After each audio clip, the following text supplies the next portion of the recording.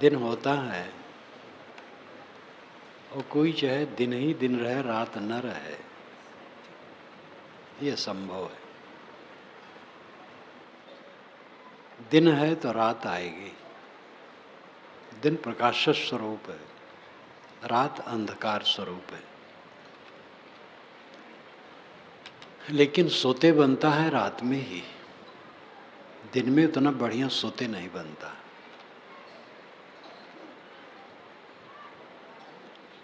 अनुकूलता है, प्रतिकूलता ना आए, ये असंभव है। प्रकाश है तो अंधकार ना आए। देखो प्रकाश चल रहा है, वहीं पास में अंधकार है। सूरज का भी प्रकाश रहता है, तो प्रकाश का जहाँ छोर होता है वहाँ अंधकार शुरू होता है। इसको कोई टाल नहीं सकता। जन्म है तो मृत्यु न हो, मृत्यु न हो तो क्या दशा होगी? शरीर तो गलेगा। 200 वर्ष का शरीर आपका हो जाए, खिसक न पावे, क्या फायदा है? जन्म हुआ है, मृत्यु पक्की है। जन्म मंगलमय है, मृत्यु अमंगल है। मृत्यु नाम सुन करके लोग भयभीत होते हैं। मर जाने की बात, जबकि मरने की याद करनी चाहिए। प्रशंसा मिली है तो निंदा न मिले, ये असंभव है। बर्फ को लोग भून करके खाना चाहते हैं। बर्फ कहीं भून करके खाई जा सकती है? प्रशंसा मिले और निंदा न मिले। दुनिया में कोई ऐसा व्यक्ति हुआ है महापुरुष? सामान्य की बात छोड़ो, महापुरुष। महापुरुष में कहो संत, औलिया, सिद्ध पुरुष। सिद्ध का मतलब है आत्मतृप्त पुरुष, आत्मसंतुष्ट पुरुष। मानो दुनियादारी हैं बड़े, तो उनकी निंदा भी हुई। दुनियादारी हैं, कुछ गलतियां भी हैं, इसलिए निंदा हुई। ऐसे संत जो कृतार्थ आत्मा हैं, उनकी भी निंदा होती है। जीवन मुक्त संत की भी निंदा होती है। और निंदा करने वाले सब के सब बेवकूफ़ नहीं होते हैं, पढ़े लिखे भी होते हैं और ज्ञानी भी होते हैं। ज्ञानी जीवन मुक्त की निंदा करते हैं। ज्ञानी है, ज्ञान का पूरा आचरण नहीं। इतिहास उठा करके देख लो। जो लोग इतिहास पढ़ते हैं उनको स्वयं ज्ञान होगा। बुद्ध को गाली दी गई, महावीर को गाली दी गई, मारने की भी चेष्टा की गई। कबीर साहब के ऊपर 52 कसनियों की जो चर्चा है अतिशयोक्ति है, लेकिन फिर भी प्रतिकूलता तो आई ही होगी। गोस्वामी तुलसीदास जी बेचारे दुर्जनों की भी वंदना किए हैं रामचरितमानस में, लेकिन काशी में अछूत की तरह वो रहते थे। पंडित लोग बहुत हिकारत की दृष्टि से देखते थे।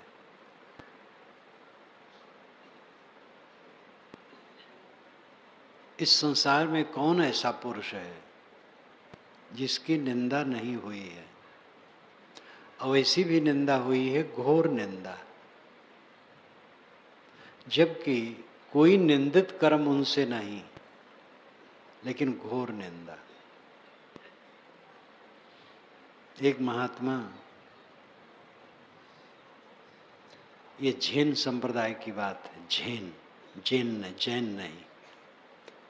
भारत से एक संत गए थे बौद्ध मत के चीन में, तो उन्होंने ध्यान की प्रक्रिया और थोड़ी मस्तानगी की रहनी का प्रचार किया, तो जैन परंपरा उसमें निकले। शायद वो जैन परंपरा के संत थे, गांव के बाहर कुटिया में रहते थे। तो एक लड़की को गर्भ आ गया, अविवाहित लड़की को। तो उसने सोचा जिससे गर्भ रहा होगा शायद उसका भी षड्यंत्र रहा हो, उस पुरुष का भी। पिता ने पूछा, ये तेरा गर्भ कहाँ से हुआ? तो कहा जो कुटिया में महात्मा रहता है। बहुत गुस्सा आया उसको। बच्चा पैदा हुआ, ले गया, कहा तूने इसको किया है और ये तेरा है। महात्मा ने कहा ऐसा? बच्चे को ले लिया, बकरी वकरी का दूध मंगा मंगा के पिलाने लगा। 1 या 2 वर्ष बीते या कुछ बीते, पूरा इस समय याद नहीं कितना लिखा है, कुछ दिन बीते, 1 वर्ष से शायद कम न बीता हो। तो उस लड़की को बड़ी ग्लानि हुई। गांव वाले सब उसका तिरस्कार किए, आना जाना बंद कर दिए, महाभ्रष्ट साधु। लेकिन उस साधु ने कुछ नहीं कहा था। जब लड़का ले जाकर के उसके पास कहा, दे तेरा पैदा किया हुआ है, तो संत ने कहा ऐसा? बस इतना ही कहा और ले लिया और सेवा करता रहा। जब उस लड़की को अंतर्दाह हुआ कि मैंने क्या कह डाला, तो वो पिता से कही, पिताजी सच ये नहीं है, सच अमुक आदमी है। लेकिन संत थे इसलिए उन्हीं को लगा दिया कि जो झंझट हो उन पर जाए। तो उनको बड़ी ग्लानि हुई, तो गए चरणों में गिर पड़े, कहे महाराज आप निर्दोष हैं। तो महात्मा ने कहा ऐसा?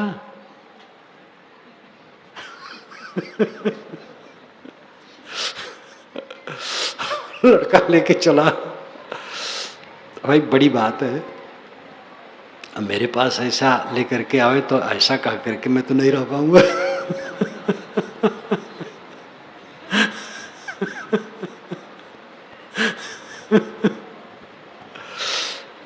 कैसा संसार है। तथागत बुद्ध श्रावस्ती में भाषण कर रहे थे। एक युवती विरोधियों ने उसको तैयार करके भेजा था, पेट पर कपड़ा बांधकर, साड़ी पहने, बदनाम का पैसा दिया था उसको विरोधियों ने। भीड़ में बैठी बैठी बस खड़ी हुई, कहीं बहुत ज्ञान झाड़ते हो, हमारा पेट तुम्ही ने बढ़ाया है, इसका निर्वाह कौन करेगा? सारा समाज स्तब्ध, महात्मा बुद्ध शांत। और गरमाई तो कपड़ा सरक गया नीचे, पोल पट्टी वहीं खुल गई। और भी भयंकर बात हुई। एक संप्रदाय के लोग उनके पिछवाड़े तरफ रहते थे। श्रावस्ती जो कोई गया होगा सहेट महेट, तो बुद्ध के रहने का जो अवशेष है आज भी है, ईंटों से बना हुआ। वो नींव है, थोड़ी थोड़ी दीवार है, और मोटे मोटे बड़े बड़े ईंटें हैं। तो उसके उस तरफ पश्चिम तरफ वो दूसरे मत वाले रहते थे और इनके विरोधी थे। तो एक वेश्या को तय किया था, तो रोज शाम को श्रृंगार करके वो निकले, गंधमाला ले करके, बिना पूछे बताती चले, जा रही हूँ बुद्ध की कुटिया में रात भर रहूँगी। आवे और उन्हीं यहाँ चली जाए जो विरोधी रहे इनके, जो इसको तैयार किए रहे बदनाम करने गए, उसी के यहाँ रहे रात भर। और फिर उधर से लौटे तो अस्त व्यस्त कपड़ा, सब कुछ अस्त व्यस्त, और लौटे रास्ते में कहती जाए भगवान बुद्ध के गंधकुटी में रात भर रही। इस प्रकार वो कई दिन तक करती रही, पूरे शहर में बदनामी फैली। एक दिन क्या किया विरोधियों ने, जब उसके तरफ गई वो, तो रात में उसको मार के ख़त्म कर दिया और मार करके बुद्ध की कुटिया के पीछे डाल दिए। और फिर सुबह प्रचार किए कि देखो बुद्ध इतने दिनों से इसके साथ दुराचार किए और मार के फेंकवा दिए। पूरा हल्ला, भीड़ तो भीड़ ही है। भिक्षा के लिए जाएं तो लोग दुत्कारें, कानाफूसी करें, कोई सामने का है, उल्टा पलटा का है, भिक्षा कम मिले, कुछ समझदार रहें भिक्षा दें, वो सोचें कि नहीं ऐसा नहीं होगा। लेकिन समाज तो भीड़ ही है। लौट के आवें, कहें भगवान बड़ा तिरस्कार हो रहा है, कहें घबराओ मत। कोई जब तुमसे कहे तो कह देना झूठ बोलने वाले को ही तकलीफ होती है, और कुछ न कहो। उधर सीआईडी विभाग लग गया पता लगाने के लिए, तो जो काम करने वाले होते जरा जोशीले होते हैं, भभकते हैं, पता लगा लिए, पकड़ लिया आदमियों को जो मारे थे, और जिस वर्ग ने मरवाया था उस सब का पता लग गया। और फिर शहर में उसका अनाउंसमेंट हुआ कि किसने किया। भ्रम उड़ गया। तथागत बुद्ध निर्दोष थे ही, ऐसे महापुरुष तो निर्दोष होते ही हैं। वो तो महान थे, छोटे छोटे साधु साधक भी निर्मल होते हैं, गृहस्थ निर्मल होते हैं। सब गृहस्थ ऐसे थोड़ा, कोई होगा गृहस्थ है, अपनी गृहस्थी में है, लेकिन पराई स्त्री से कोई मतलब नहीं। तथागत बुद्ध के लिए इसी बात आई। संसार ऐसा है कि इसमें कोई चाहे पॉजिटिव रहे, निगेटिव न रहे, असंभव है। घर में 4 लोग हैं तो घर में सब आपके साथ सामने हाथ जोड़ते रहें, मीठे वचन कहते रहें और सब बढ़िया व्यवहार करें, बड़ा मुश्किल है। कुछ ऐसे होंगे जो साधारण होंगे, कुछ ऐसे होंगे जो आपसे थोड़ा सा कटु भी बात बोल देंगे, कोई राजसी, कोई तामसी, कोई कैसो, कोई कैसो। इसको कोई मिटा नहीं सकता।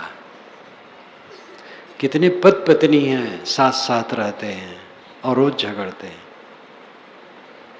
पिता पुत्र हैं कितने। पिता कागज पर लिख करके पुत्र की मेज पर पत्थर से दबा के रख देता, एक पुत्र। जब वो आता पढ़ लेता, और उत्तर देना होता तो कागज पर लिख करके पिता की अनुपस्थित में उसकी मेज पर वो रख देता, पत्थर से दबाकर। बातचीत नहीं करते। एक ही पुत्र, और एक पुत्र से भी बातचीत नहीं। कितना खराब है ये, तो बहुत ही खराब है। आपस में बातचीत करो। वार्ता जब आपस में बंद होती है तो मवाद बनता है। आपस की वार्ता बहुत आवश्यक है। शाम को इकट्ठे हो घर में तो बाल बच्चों से या माता पिता से, जितने सगे संबंध यानी परिवार के लोग हैं, सब में हंस हंस कर बोलो। बिना बात के भी बात थोड़ी शुरू कर दो और हंस बोल लो। एक साथ बैठ करके खाओ और एक साथ बैठ करके कुछ भजन साधन करो। जैसे आपका मत हो, अपने मत के अनुसार प्रार्थना, इबादत, वंदना, पूजा, ध्यान, अध्ययन, चिंतन, मनन, कुछ भी करो। कथा वार्ता, ज्ञान की पुस्तक एक पढ़े, सब सुने, कुछ करो तो बड़ा अच्छा होगा।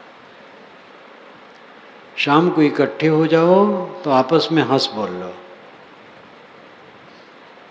सबके दिल की कुंडी खुल जाए, और एक साथ बैठ करके भोजन कर लो, और एक साथ कुछ सत्संग की बात करना चाहिए।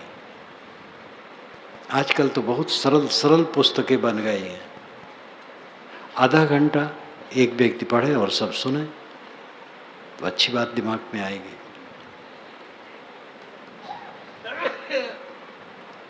सबसे प्रेम का व्यवहार करो। जीवन मशीन नहीं है। मशीन में तेल पानी डाल दिया, बस हो गया। उसमें मन नहीं है, आत्मा नहीं है, कोई परेशानी नहीं है। इस शरीर में आत्मा है, मन है। केवल जल भोजन दे देने से काम नहीं चलेगा। जल भोजन तो जरूरी है, लेकिन मन को ठीक रखना बहुत जरूरी है। सारा संसार मन के नरक में जल रहा है, सारा संसार। वे धन्य हैं जिनका मन नरक नहीं है, स्वच्छ है, निर्मल है, प्रशांत है और ऊंची नीची स्थितियों में समता से रहते हैं। ऊंची नीची स्थितियां उनके सामने भी आती हैं। जीवन मुक्तों के जीवन काल में भी भूख प्यास, ठंडी गर्मी, सम्मान अपमान, आदर निरादर आता ही है। इससे बच नहीं सकते। इसलिए जब तक देह है तब तक दुख का अत्यंत अभाव नहीं होता है, मानसिक दुख का अभाव हो जाता है। मन उनका पीड़ित नहीं होता है। जब प्रतिकूलता आती है तब भी पीड़ित नहीं होते हैं, दृढ़ रहते हैं। चली जाती है, अनुकूलता नहीं रहेगी, प्रतिकूलता नहीं रहेगी, सम्मान नहीं रहेगा, अपमान नहीं रहेगा, सत्कार नहीं रहेगा, तिरस्कार नहीं रहेगा, अनुकूल नहीं रहेंगे, प्रतिकूल नहीं रहेंगे, कोई नहीं रहेगा। सब भागा जा रहा है।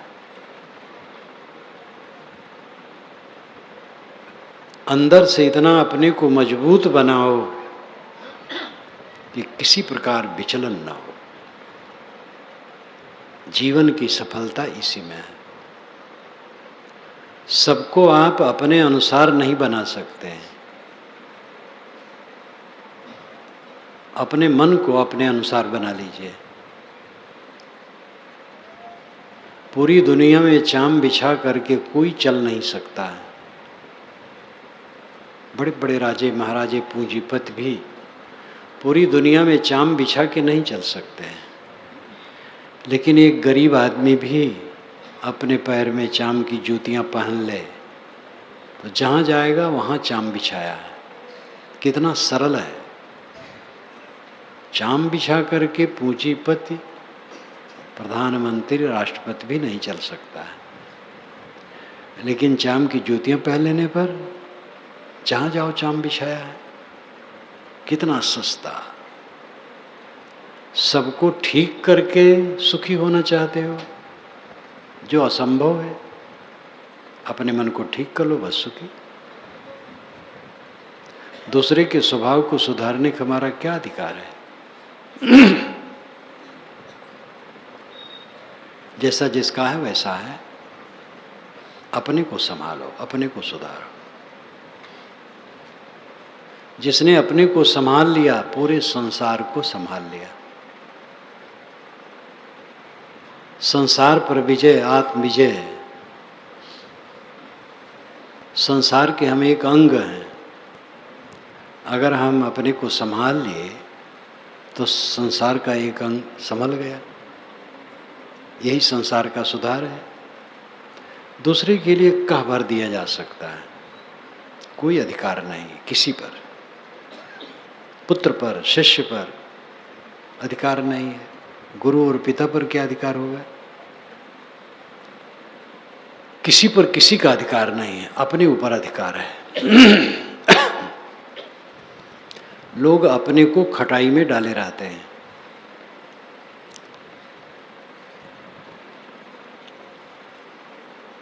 जीवन का असली काम हम नहीं करते हैं। हमारी कमजोरी सम्मान का प्रेमी, सत्कार का प्रेमी, पद का प्रेमी, धन का प्रेमी, मान बढ़ाई का प्रेमी, ये हमारी विषयासक्ति है। और ये विषयासक्ति के मिटे बिना हम सुखी नहीं हो सकते हैं। विषयासक्ति शब्द में अर्थ प्राय खाली इतने लगा लेते हैं, स्त्री पुरुष का संबंध जनित जो विषय है उतने सोच लेते हैं, वो तो है ही है भवधारा। लेकिन कहीं भी संसार की किसी वस्तु से सुख की कामना करना विषयासक्ति है। हम सम्मान चाहते हैं तो विषयासक्ति है, सत्कार चाहते हैं तो विषयासक्ति है, अपनी वंदना प्रार्थना चाहते हैं तो विषयासक्ति है, और कुछ इसमें धरा नहीं। हमारे सत्कार वाले नहीं रहेंगे और हमारा शरीर नहीं रहेगा, हमारा तिरस्कार करने वाले नहीं रहेंगे और हमारा शरीर नहीं रहेगा। लेकिन मन जैसा होगा वैसी दशा आएगी। अगर मन मैला है तो दुख होगा, आज और आगे सब समय दुख होगा। मन निर्मल है तो यही लोग कि सुखम भुक्त्वा चान्ते सत्यपुरम जजो, इस लोक में सुख भोगो और अंत में सत्य में स्थित हो जाओ।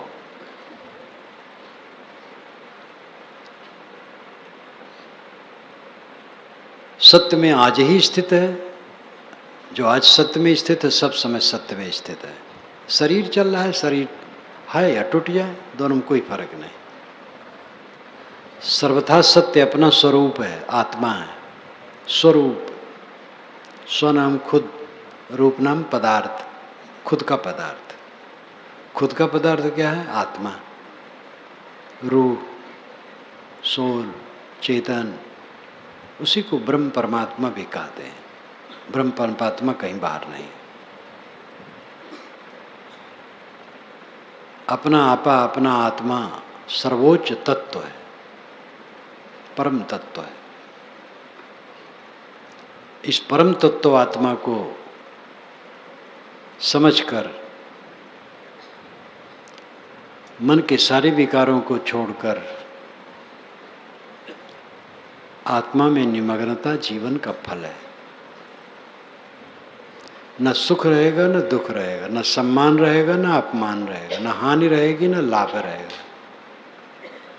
शिशुपन गया, बालपन में गया, कौमार्य गया, जवानी गई, बुढ़ापा आया, जर्जरता आ रही है, वो भी नहीं रहेगी। मौत साथ नहीं देती है। मौत आई और गई, कौन साथ है? ये जो साथ का मोह है, ये बिना टूटे किसी का मोक्ष नहीं, निर्वाण नहीं, कल्याण नहीं। देह का साथ,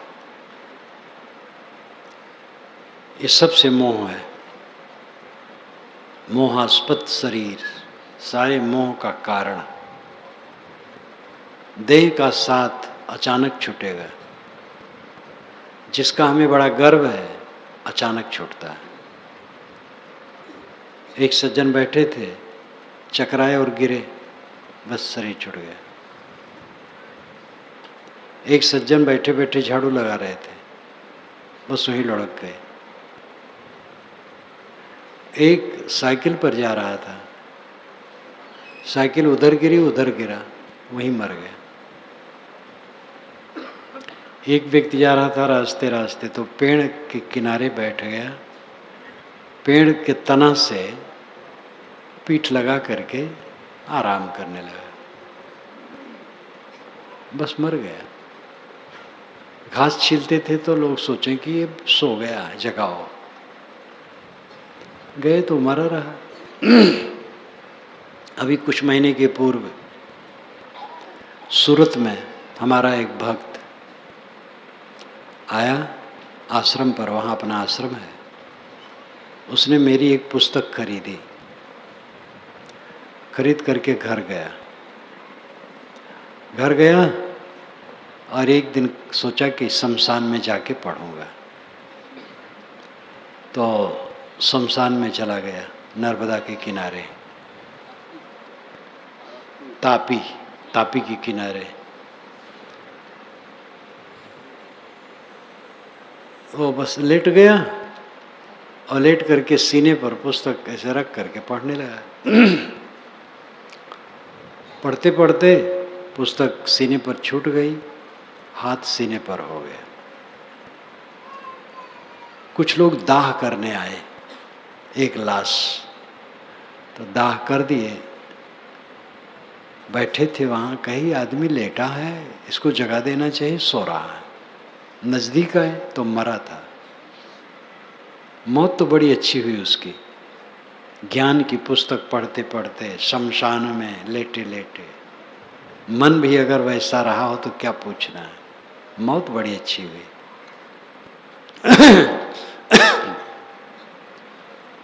ये शरीर है, सबसे बड़ा गर्व शरीर का, और हम क्या दुनिया को बदल देना चाहते हैं।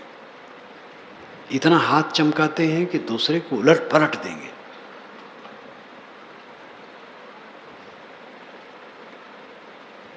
ये होश ही नहीं है कि हम खुद उलट पलट जाएंगे। शरीर को अपना स्वरूप माने हैं, शरीर उलट पड़ गया तो अपने उलट पड़ गए।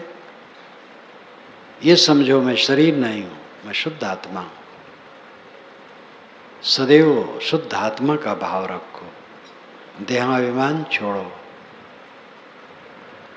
आवाज नम्र हो जाएगी, शीतल हो जाएगी, कटु नहीं कहोगे, अनर्गल नहीं कहोगे, अव्यवस्थित नहीं कहोगे। कहाँ कोई गर्व करा है? किस चीज का गर्व कर रहे हैं? जो गर्व कर रहे हैं त्रास खाने योग्य उनको देख करके। विवेकवान त्रास खाते हैं ऐसे लोगों को देख, जो हाथ चमकाते हैं, कुछ करके रहूंगा, दिखा दूंगा तुमको। कौन होते हैं वे? मैं उलट पलट दूंगा। विवेकवान उनको देख करके यही सोचते हैं कि आग से सांप घिर गया हो। सांप को गुस्सा बहुत होता है, और फिर आग से घिरा है, फनफनाता है और ऐंठ ऐंठ करके मरता है, क्योंकि आग से घिरा है, किसी तरफ जा नहीं सकता है। ऐंठ ऐंठ करके मरता और फनफनाता है। अहंकारी तामसी लोगों की दशा यही है, फनफना रहे हैं, ऐंठ ऐंठ के मर रहे हैं। किसको उलट पलट दोगे? क्या कर लोगे तुम? अपनी अविद्या को मिटाओ, अपने मोह को मिटाओ, अपने अज्ञान को मिटाओ। तुम कौन होते हो?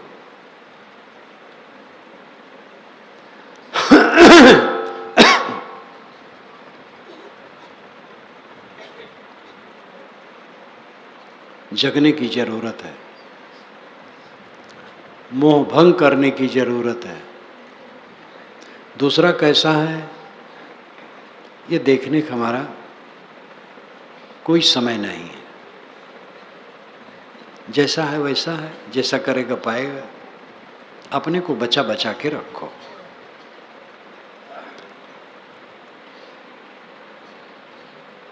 अपने को किसी में न उलझाओ।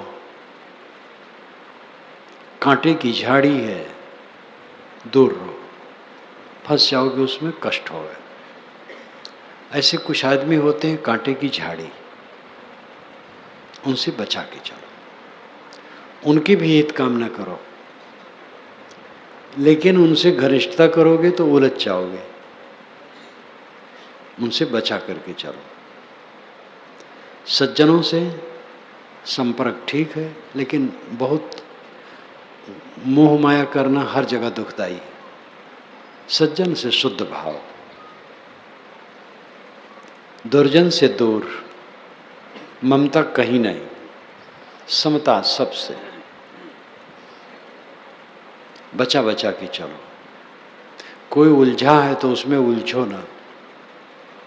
हमारे जीवन में कितने उलझे लोग, और उनमें अधिकतम लोग मर गए। हमारा शरीर भी मर जाएगा।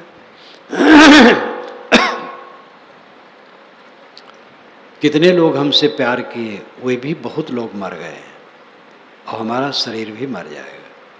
कुछ मूल्य नहीं है। जो हमें मिलता है, प्यार और दुत्कार दोनों का कोई मूल्य नहीं।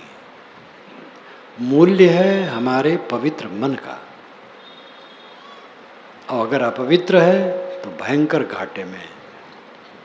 जीवन में लाभ क्या है और हानि क्या है? लाभ है मन का प्रसन्न रहना, निर्भय रहना, आत्मसंतुष्ट रहना। हानि है भयभीत रहना, अप्रसन्न रहना, खिन्न रहना, दुखी रहना।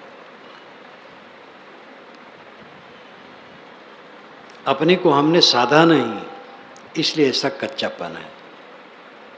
लोग कहते हैं क्या करें, ऐसे लोग हैं हमारे साथ, या ऐसे लोग मिल जाते हैं, क्या करें, हम दुखी हो जाते हैं। तो तुम सदैव दुखी ही रहोगे। अगर इतने कच्चे हो तो सदैव दुखी रहोगे। चाहे जो मिले दुखी न हो, चाहे जैसे लोग मिले दुखी न हो। दुनिया में कोई सीमा है सज्जन दुर्जन की? सज्जन है, दुर्जन है, सब प्रकार के लोग हैं।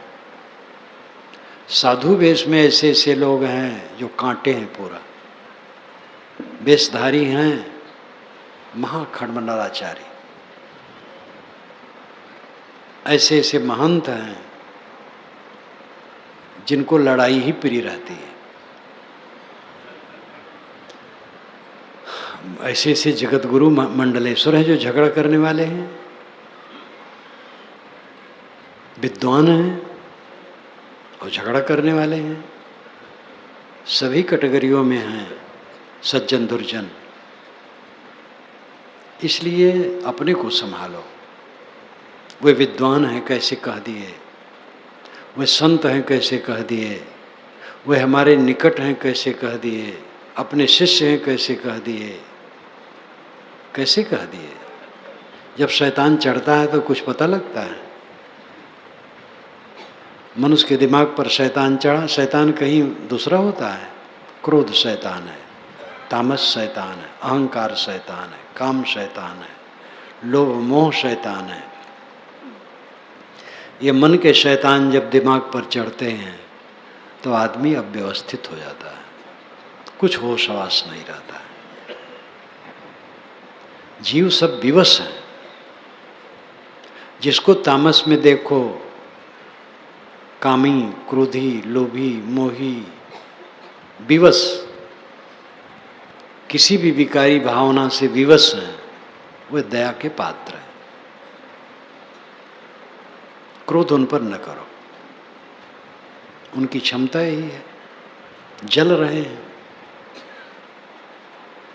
उनके लिए भी कामना करो कि वो शीतल हो, लेकिन कामना भर आप कर सकते हो, अमृत पिला नहीं सकते हो। ऐसे कितने हैं जो अपने को बुद्धि का सागर मानते हैं, लेकिन सदैव जलते हैं, क्रोध में, काम में, लोभ में, मोह में जलते हैं। प्रतिभावान है, बुद्धिमान है, तेज तर्रार है, लेकिन विकारों में जलते हैं। अपने को संभालो। अपना संबंध अपने से और किसी से नहीं है। हमें भूख है तो हम भोजन करेंगे तब भूख जाएगी, प्यास है तो पानी पिएंगे तब प्यास जाएगी। दूसरे के पानी पीने से हमारी प्यास नहीं जाएगी, दूसरे के खाने से हमारी भूख नहीं मिटेगी। नींद से अगर दिमाग भारी है तो दूसरा कोई सो ले, मेरा दिमाग हल्का नहीं होगा। मुझे सोना है तब मेरा दिमाग हल्का होगा। अपना संबंध केवल अपने से है, दूसरे से संबंध बाह्य व्यवहारता है, बाहरी व्यवहार है। ये सावधानी रखना चाहिए कि हमसे किसी को तकलीफ ना हो, विरोधी को भी तकलीफ ना हो, जो हमारा विरोधी है उसको भी तकलीफ ना हो। हम तकलीफ न दें। वो तकलीफ मानता है, उसका विचार है, हम तकलीफ न दें। जब मन मक्खन हो जाता है तो तकलीफ देने की भावना आ ही नहीं सकती। किसको तकलीफ देगा? साहब ने कहा है, घाव पाए काहीं पर घालो, जिद देखो तो प्राण हमारो। किस पर चोट पहुंचाई जाए? जहां देखता हूं हमारा प्राण प्यारा है। प्राण प्यारा कितना महत्वपूर्ण जोरदार शब्द है। जित देखो तित प्राण हमारो, सबके प्रति प्रेम, दुर्जन के प्रति प्रेम भी, दुर्जन के प्रति भी प्रेम, लेकिन दुर्जन से बच के रहना पड़ता है। वही कांटे की झाड़ी, बहुत निकट होगे तो उलझ जाओगे, उनको तो संभाल नहीं पाओगे, अपने बिगाड़ दोगे। मूर्ख सो क्या बोलिए, सठ सो काह बसाए, पाहन में क्या मारिए, चोखा तीर नसाए। जैसे गोली गुमंत की नीच परी ठहराए, तैसे हृदय मूर्ख का शब्द नहीं ठहराए। ऊपर की दो गई हियो की गई है राय, कहीं कबीर जाकी चारियो गई, ताको का हो पाए। बड़ा मुश्किल है किसी को समझाने का। अहंकार जो हमारा है, हमारी मूर्खता है। केवल हम समझ लें, बस अमृत, अगाध अमृत में पहुंच गए। हम समझ लें अपने को और अपने विष को मार लें। अगाध अमृत, अगाध अमृत का अर्थ क्या है? निर्भय मन, शीतल मन, शांत मन, तृप्त मन, अगाध अमृत है। ये बिना पैसे के मिलता, पैसे से नहीं मिलता है। पैसे से मिलता तो बड़े बड़े पूंजीपति तो खूब खरीद लेते। विद्या से भी नहीं मिलता है, पद से भी नहीं मिलता है, अवस्था से भी नहीं मिलता है, वेश धरने से भी नहीं मिलता है। ये तो मेहनत करने से मिलता, अपने को मारने से मिलता है। दाना खाक में मिलकर गुले गुलजार होता है, बीज मिट्टी में मिल करके तब उससे फूल निकलते हैं, अखुआ होता है, पौधा होता है, फूल निकलते हैं, फल आते हैं। अपनी हस्ती को मिटा देने के बाद तब जीवन गगन मगन होगा। अपने अहंकार और कामना को मारो, दुनिया से अपेक्षा न रखो कि सब तरफ सम्मान मिलेगा। केवल प्रकाश की अपेक्षा न रखो। जब से जन्म लिए हो देख रहे हो कि दिन होता है, रात होती है, बराबर बराबर। कभी रात दिन छोटे बड़े होते हैं तो छोटे बड़े हो करके भी बराबर हो जाते हैं। अगर जेठ में दिन बड़ा है तो पूस में दिन छोटा है। अवध क्षेत्र की माताएं कहती हैं, कार्तिक जीव के घातिक, अगहन हाड़ी अदहन, पूस लड़कवा चूस, और माघ तिले तिल बाढ़े, तब फागुन गोड़ा काढ़े। ये जो गंवी लोग हैं, ये कम ज्ञानी नहीं है। कार्तिक जीव के घातिक, कार्तिक में काम बहुत रहता है। कार्तिक में आजकल तो वैज्ञानिक साधन से दूसरे ढंग से सब हो गया है। अगहन तक बोते हैं, पूस तक बो करके गेहूं बढ़िया काटते हैं, और सावन सावा अगहन जवा, जितने बोए उतने भावा पहले कहा जाता था। सावन में सामा बो, सामा कह दिया गया, मतलब है कि खरीफ की फसल बो, और अगहन जवा, अगहन में जौ यानी रबी की फसल बो, तो जितने बोए उतने भावा बस। अगर 1 मन बीज डाले तो 1 मन हो जाएगा। तो आषाढ़ में बोने से होता है, और अगहन में नहीं, कार्तिक में बोने से होता है। लेकिन वैज्ञानिक साधन बदल गया है। तो कार्तिक जीव के घातिक, कार्तिक में काम बहुत, और अगहन हाड़ी अदहन, अगहन में आओ दिन छोटा हो गया तो 2 बार हाड़ी में अदहन दिए, दोपहर को शाम को उसी में दिन बीत गया। और पूस लड़कवा चूस, माताएं पूस महीने में 2-4 बार लड़के को दूध पिलाई, बस दिन बीत गया। माघ तिलोतिल बाढ़ है, तब फागुन गोड़ा काढ़ है। लेकिन तो जेठ में आकर के दिन बड़ा हो गया, रात छोटी हो गई। तो कुल मिला करके जितना दिन उतना रात। ये मेरा घोर अज्ञान होगा कि दिन दिन रहे, बरियाई रात आएगी, और रात बुरी नहीं है। रात में ठीक से सोया जाता है, विश्राम मिलता है। प्रशंसा हुई, मन यही चाहता केवल प्रशंसा हो। असंभव बर्फ को भून के हम खाना चाहते हैं। निंदा पक्की है मिलना, और जिसकी जितनी ज्यादा प्रशंसा होती है, आयाम बढ़ता है, उतनी निंदा बढ़ती है, क्योंकि उतना परिचय बढ़ता है, उतने खुराफाती लोग भी मिलते हैं। तो केवल प्रशंसा हो, निंदा न हो, घोर अज्ञान हमारा हो गया। सत्कार हो, तिरस्कार न हो, असंभव है। सुख मिले दुख न मिले, कैसे होगा? सुख दुख तो दोनों जुड़वा भाई हैं। एक बैठा रहता है, एक खड़ा रहता है, बस दोनों साथ साथ चलते हैं। निगेटिव पॉजिटिव पक्ष न हो, ये बिजली जलेगी? जलेगी ही नहीं। सम्मान में हम भूल सकते हैं, सावधान न रहे तो सम्मान में भूल हो जाती है, मोह होने लगता है। अपमान में मोह नहीं होता है, लेकिन अपमान में अगर क्रोध हो गया तो गलत हुआ। क्रोध ना हो, सह ले। अपमान प्यारा है, कड़वी दवाई रोग को दूर करती है। मीठा सब कोई खाते हैं, विश्व है लागे धाय, नीम न कोई पीयूसी सबे रोग मिट जाए। साहब कहते हैं मीठा सब कोई खाते हैं, जो रोग बनाता है। नीम का काढ़ा लोग नहीं पीते हैं जिससे सब रोग मिट जाए। प्रतिकूलता परम प्रिय है, दुख वैराग में सहायक है।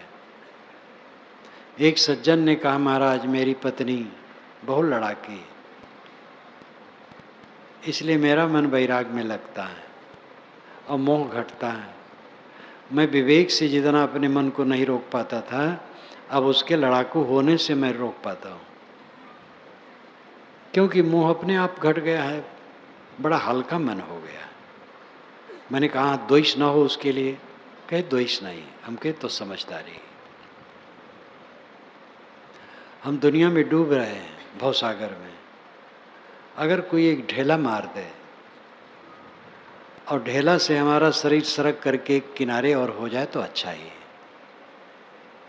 अगर हमारा कोई अपमान किया तो हमें भवसागर से किनारे लगा रहा है, कह रहा है मूर्ख, तो किस संसार में सुखी होने की चेष्टा करता है? इसी संसार में तो जो जल रहा है चारों तरफ, चारों तरफ दावाग्नि लगी हुई, राग द्वेष की, सारा संसार जल रहा है।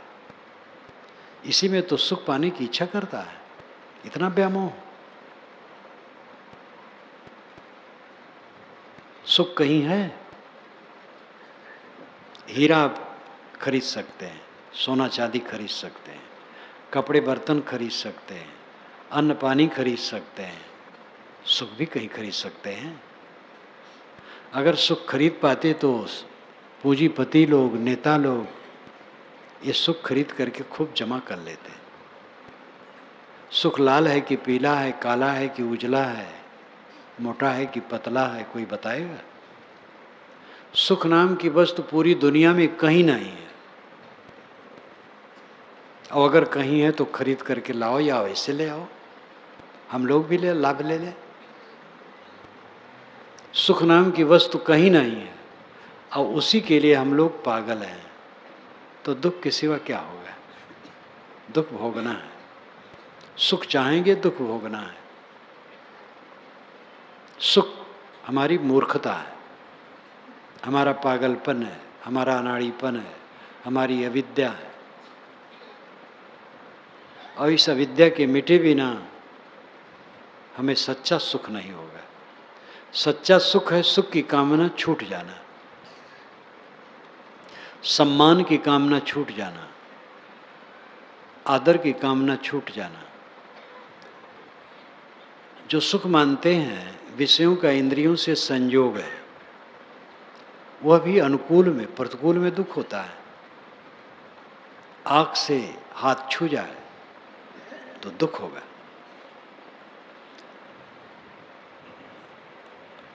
जीभ में हमारे मीठा हो तो अनुकूल लगता है, सुख लगता है, लेकिन उसमें ऐसा खाद्य पदार्थ पड़ जाए जिससे वकाई आ जाए तो दुख लगेगा। विषय वो भी है। एक आदमी सुंदर सुंदर आया हमारे सामने, सुंदर युवक, सुशील, लेकिन वो हमारे शत्रु का लड़का है तो अच्छा नहीं लगता। हमारा मित्र है, कुरूप है, और कुरूप ही नहीं है, दुष्ट है, लेकिन वो मीठा लगता है, प्यारा लगता है। ये हमारा अविवेक है। सुख कहाँ लगता है? अनुकूल जिसको हम मानते हैं उनसे जब हमारे मन इंद्रियों का संयोग होता है तब सुख लगता है, और प्रतिकूल जिसे हम मानते हैं उनसे जब हमारे मन इंद्रियों का संयोग होता है तो दुख लगता है। सुख दुख बस यही है, दोनों झूठ है। एक दुख है जैसे पीड़ा हो गई, फोड़ा हो गया, बीमारी आ गई, वो शारीरिक दुख है, वो हमें बांध नहीं सकता है। विवेक हो तो, नहीं तो उसमें भी महाहाय करेंगे। बांधने वाला सुख दुख राग द्वेषात्मक है। राग द्वेष की आग में सारा संसार जल रहा है। मन का नरक जो न भोगता हो वो धन्य है इस दुनिया में। मन के नरक में सब प्राणी पड़े हैं, जो इसमें ना हो महाधन्य है। ना हो, उसने पुरुषार्थ किया तब ये होगा, वैसे नहीं होगा। कोई करने वाला नहीं है। प्राय लोग पूछते हैं, महाराज ये साधना की सिद्धि श्रम साध्य है कि कृपा साध्य है? कृपा गुरुजनों की है, वो तो बताते हैं रास्ता। इसके आगे वो कोई कृपा नहीं कर पाएंगे। आपके हाथ में मोक्ष का फल तोड़ करके नहीं दे पाएंगे। चाहे सदगुरु दे न तूरी। साहब कहते हैं लोग चाहते तो हैं लेकिन सदगुरु तोड़ करके मोक्ष फल नहीं दे सकते, बता सकते हैं। जो तू चाहे मुझको छाड़ सकल की आस, मुझे ऐसा हुए रहो सब सुख तेरे पास। ये सदगुरु कबीर ने कहा। अगर तुम मुझे चाहते हो तो जैसे मैं निष्काम हूं ऐसे तुम भी निष्काम हो जाओ। कहा जाता है साहब गए गुजरात, 4 बार गुजरात गए तो कबीर बड़ौद जिले में है, नर्मदा तट पर वहाँ तत्वा जीवा 2 ब्राह्मण बंधु उनके शिष्य थे। तो वहाँ बहुत दिन रहे। जब चलने लगे तो दोनों ने उनके पैर पकड़ लिए, कहे महाराज आपको हम चाहते हैं, आप यहीं रहें। तो साहब ने कहा जो तू चाहे मुझको छाड़ सकल की आश, मुझे ही ऐसा हुए रहो सब सुख तेरे पास। अगर तुम मुझे चाहते हो तो सबकी कामना छोड़ दो, और जैसे मैं निष्काम हूँ ऐसे तुम भी निष्काम हो जाओ, बस सब सुख तुम्हारे पास। मुझे पकड़ करके क्या करोगे? साधु के पैर में तो चक्के लगे रहते हैं, वो चलता रहता है। उन्होंने कहा महाराज आप बनारस चले जाएंगे, हम यहाँ नर्मदा के किनारे हैं, समुद्र किनारे, समुद्र पास में है। कहाँ समुद्र का किनारा, कहाँ बनारस। साहब ने कहा जो गुरु बसे बनारसी, शिष्य समुंदर तीर, बिसराए बिसरे नहीं जो गुण होए शरीर। शिष्य समुंदर तीर है और गुरु बनारस में है, लेकिन वो बिसराए नहीं बिसरेगा अगर अपने में गुण है तो। शिष्य ने शासन स्वीकार कर लिया, शासन से शिष्य शब्द बना है, संस्कृत में शासन का अर्थ होता है उपदेश, शिक्षा। गुरु की सीख जिसने मान ली, स्वीकार ली, वो शिष्य है। दीक्षा मात्र तो बहुतों की हो जाती है, वे भी कुछ स्वीकारते हैं, सामान्य दीक्षा हो गई, मदिरापान से दूर हो गए, मोटे दुराचार से दूर हो गए, वो भी मानते हैं गुरु के शासन को, उपदेश को। पूरा पूरा जो मान ले वो धन्य है। पूरा पूरा मान लेने से तुरंत थोड़े हो जाता है, काम करना पड़ेगा, मेहनत करना पड़ेगा, साधना करना पड़ेगा।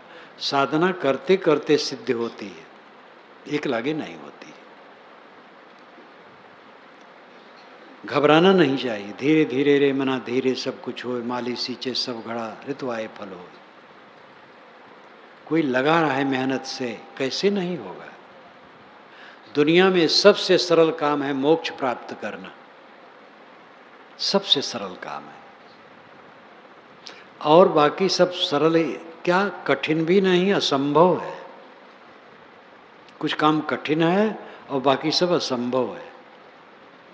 जैसे भारत के 1 अरब लोग प्रधानमंत्री बनना चाहें, संभव है? एक ही प्रधानमंत्री हो गए, और फिर योग्यता भी चाहिए, असंभव है। 70 वर्ष का बूढ़ा 20 वर्ष का जवान बनना चाहे होगा, असंभव है। दुनिया के भोग कठिन है और मिल गए तो छूट जाते हैं। इंद्रियां अपनी शिथिल हो जाती हैं, कमजोर हो जाती हैं। प्राणी पदार्थ हमारे बस में रहने वाले नहीं है, सब भागा जा रहा है, चारों तरफ बह रहा है सब। कौन सुवस्था है? मोक्ष प्राप्त करने में पूरी सुवस्था है। ग्रहण करने से भोग मिलता है, त्याग करने से मोक्ष मिलता है। ग्रहण करने में हम असमर्थ हैं, त्याग करने में समर्थ हैं। ग्रहण करने में असमर्थ हैं। हम यहाँ बैठे हैं, पास की जमीन हम चाहे हमें मिल जाए, नहीं देगा वो, हम क्या करेंगे? असमर्थ हैं। हमें चाहिए ही नहीं, बहुत सरल है। ग्रहण करने में हम असमर्थ हैं, त्याग करने में कोई कठिनाई नहीं। छोड़ देना बहुत सरल है, लेकिन जब लोभ छूटे तब, मोह छूटे तब। ये मोह लोभ की रस्सी जो दिखाई नहीं पड़ती है, लोह जजीर न रसरी बंधन, बड़े बड़े सुभट सो खाएं पछरवा। न लोह की जंजीर है, न रसरी है, न और कोई बंधन है, लेकिन बड़े बड़े सुभट पछार खाते हैं। इस वासना के बंधन में सब पीड़ित हैं। सब पर दया करो, क्षमा करो, करुणा करो, गाली देने वाले को आशीर्वाद दो, नम्र रहो। मैं नम्र रहूं, निर्मानी, निरहंकारी, अपने को मिटा डालो, तब अपने को पाओगे। 2 मैं है हमारे जीवन में, एक नकली मैं, एक असली मैं। असली में शुद्ध आपा है, शुद्ध चेतन, स्वस्वरूप, जो ज्ञाता है, दृष्टा है, साक्षी है, चेतन है, जागृत अवस्था में सबको जानता है, रिश्ता खींचता रहता है, जो स्वयं साक्षी स्वरूप है। स्वप्न अवस्था में स्वप्न के भास को देखता है, गाढ़ी नींद में सबके अभाव को देख करके आनंदित रहता है। जो जागृत, स्वप्न, सुषुप्त तीनों अवस्थाओं में विद्यमान है, वह असली मैं है। दृष्टा रूप में, ज्ञाता रूप में, आत्मा रूप में, असली मैं, वही मैं हूं। नकली मैं अभिलाष है। ये शरीर का पिंड, इसका नाम अभिलाष है, ये नकली मैं है। शरीर है ही नहीं, अभी दिखता है, आभास मात्र, कुछ दिन में नहीं रहेगा ये। और जिस दिन नहीं होगा, अनंत काल के लिए नहीं रहेगा, 1-2 दिन के लिए नहीं, अनंत काल के लिए। अभिलाष कुछ नहीं है, एक शब्द का जोड़ है, एक हवा है, बोले हवा है, लिखे तो कागज पर एक चिन्ह है, कुछ भी नहीं है। उसको मिटाएं, उसका अहंकार मिटाएं। मैं अभिलाष नहीं हूँ। अभिलाष को किसी ने गाली दी, मुझे गाली नहीं पड़ी। चेतन को कोई कैसे गाली देगा? चेतन निर्विशेष है, निर्विशेष को गाली नहीं पड़ती है। कोई चेतन कह करके गाली दे, क्या मतलब है? हाँ, देह का नाम चेतन है तो उसको गाली पड़ेगी। किसी का नाम चेतन होता है तब गाली पड़ेगी। शुद्ध चेतन को गाली नहीं पड़ती है, आत्मा को गाली नहीं पड़ती है। जो आत्मा में सदैव निवास करता है उसको गाली पड़ ही नहीं सकती। देह में निवास करेगा, गाली पड़ेगी। देह में निवास करना छोड़ो। देह में निवास करने का मतलब है देह में मन रखना। देह में निवास करके ही तो साधना की जाती है। देह में है तो निवास तो प्रारब्ध वसात चल रहा है। मन को देह में न रखें, मन को नाम और रूप में न रखें, मन को आत्मा में रखें। कोई क्लेश नहीं है। ऐसा हमें अपने अंदर को मजबूत बनाना है, कितना घात प्रतिघात आए कुछ विचलन न हो चित्त में, तब सच्ची विजय है।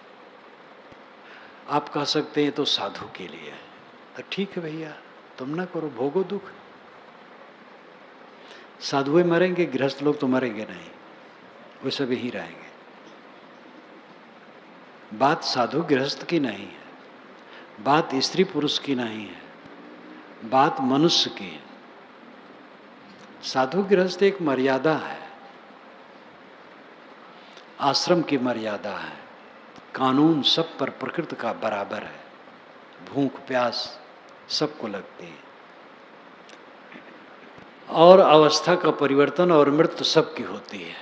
काम क्रोध लोभ मोह ये सबकी नहीं होती है, सबको नहीं होता है। काम क्रोध लोभ मोह विकार है, जो मिटा देता नहीं होता है। मनोविज्ञान में मान लिया गया है कि भूख प्यास की तरह काम भोग भी मौलिक प्रवृत्ति है। नींद, भूख, प्यास, काम ये मौलिक प्रवृत्ति है। मौलिक प्रवृत्ति है तो जो काम वासना छोड़ देते तो मर जाना चाहिए, वह और सुखी रहते हैं। भूख प्यास शरीर की मौलिक प्रवृत्ति है, नींद मौलिक प्रवृत्ति है, काम मौलिक प्रवृत्ति नहीं है, ये विकारी है, मनोविकार है। जिस समय आपके मन में विकार नहीं है, शहर में बैठे रहें कुछ नहीं, और जंगल में बैठे हैं काम विकार आ गया तो व्याकुल हो जाएंगे। वो मनोविकार मात्र है, अविद्या से, अज्ञान से। निर्मल मन करें, जीवन थोड़ा है, किसी उलझन में न पड़े। निंदा प्रशंसा सत्कार तिरस्कार हानि लाभ मिलन वियोग ये आबाद गत से सब चल रहा है, इसको कोई रोक नहीं सकता है। पॉजिटिव नेगेटिव दोनों साथ रहेंगे, ध्यान दो। जन्म हुआ है, मृत्यु खड़ी है, सम्मान हुआ है, अपमान होगा, आदर मिला है, निरादर होगा। और ऐसा भी है जिससे आदर मिला उससे भी निरादर भी मिल सकता है। अपनों से आदर मिला, अपनों से निरादर भी मिल सकता है। ये भी कमर कस के खड़े रहो। सब अपने निरादर नहीं करते हैं, लेकिन किसी की बुद्धि खराब हो गई, निरादर करेगा तो उसमें अमर्ष करने की क्या जरूरत है? सालो आजकल में हमारी देह छूट जाएगी, हमें पता ही नहीं लगेगा कहाँ कौन गया। मृत्यु को जो निरंतर देखता है उसके मन में कोई क्लेश नहीं रहता है। तो ये जो मिथ्यामय है इसको मिटाए बिना कोई सत्यमय में स्थित नहीं हो सकता है। हमारे जीवन में दो मय चलते हैं, एक मिथ्यामय एक सत्यमय। सत्यमय आत्मा है, स्वयं स्वरूप मय ज्ञाता, और मिथ्यामय शरीर के नाम रूप उसके गुणकर्म स्वभाव इस मिथ्यामय में हम जितने चिपके हैं पीड़ित रहेंगे, और इस मिथ्यामय से जितने हम छूट जाएंगे सुखी रहेंगे। जब इस मिथ्यामय से पूरे छूट जाएंगे तो अपने आप में पूर्ण आनंद है। वही है चश्मबंदो गोशबंदो लब्बिबंद, गर्नबीनी सर्रे हक बरमन बखद। रूमी साहब की बात। आंखें बंद करो, कानों को बंद करो, ओठों को बंद करो, इतने पर सत्य के दर्शन न हो तो मेरा मजाक उड़ाना, मर जाओ। साहब ने कहा तब जानिया जब जीवत मुआ, जीवन को तब जाना जब जीते जीते मर गया। बहुत भय है। रागी आदमी को कह दो अशुभ कहते हो, गुस्सा में हो जाएगा। विवेकवान मृत्यु की याद करता है, रोज मृत्यु का स्मरण करता है। मेरी बात मानो तो 10 मिनट रोज मृत्यु की भावना करो। लेटो, उतान लेट जाओ, सोते समय पहली बार, यानी सोने के पहले लेटो, उतान, और मृत्यु की कल्पना करो। शरीर मर गया, शरीर मर गया तो क्या तकलीफ अब रह गई, क्या चिंता रह गई। मस्तराम मुर्दे से पूछे मुर्दा कुछ बतलाओगे? मुर्दा में से मुर्दा बोला मर जाओ सुख पाओगे। एक मस्तराम लेटे थे, एक मुर्दा पड़ा था, तो मस्तराम ने मुर्दा से कहा मुर्दा राम कुछ बताओगे? कहे जरूर बताऊंगा, मर जाओ सुख पाओगे। मैं मर गया, झंझट खत्म, तुम भी मर जाओ।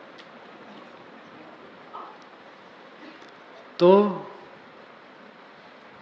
मरना मरना क्या करे, मेरी मरी भला है। मरना था सो मर गए, आपको मरने जाए।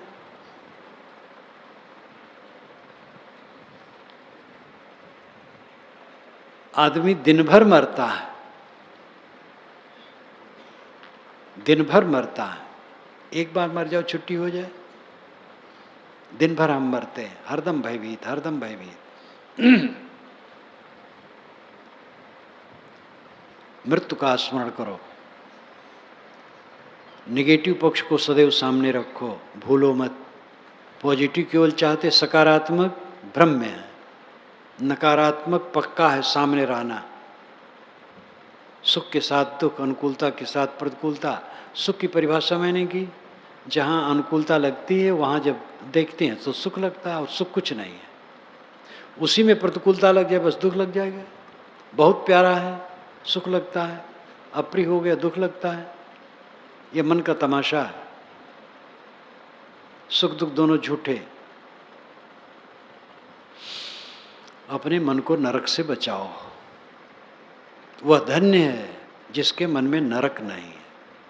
क्रोध नरक है, काम नरक है, मोह नरक है, चिंता नरक है, ईर्षा द्वेष नरक है, मानसिक पीड़ा नरक है, राग द्वेष नरक है। इस नरक से अपने को बचाओ। ये हमारे जीवन का खास काम है, और इस काम से बहुत लोग बदहोश हैं। इसीलिए सब दुखी हैं। धनी दुखी, निर्धन दुखी, अविद्वान दुखी, विद्वान दुखी। समझदारी नहीं तो साधु वेश है तब भी दुखी, क्योंकि काम पूरा नहीं करते हैं। मोटे मोटे दोष छूट गए और सूक्ष्म दोष बने हैं, दुखी रहेंगे। अपने को संभालें। जीवन बड़ा अनोखा है और ये समाप्त की दिशा में जा रहा है। आजकल में टायर फट जाता है तो ऐसे फट जाएगा, हवा निकल जाएगी। अब आत्मा अपने कर्मों के अनुसार फल पाएगा। राम बिना न रोई हो कैसा, बाट माज गोबर उरा जैसा। कहीं कबीर पाछे पछतई हो, या घर से जब वा घर चाहिए। देरी नहीं है, सब समय आखिरत को समझें।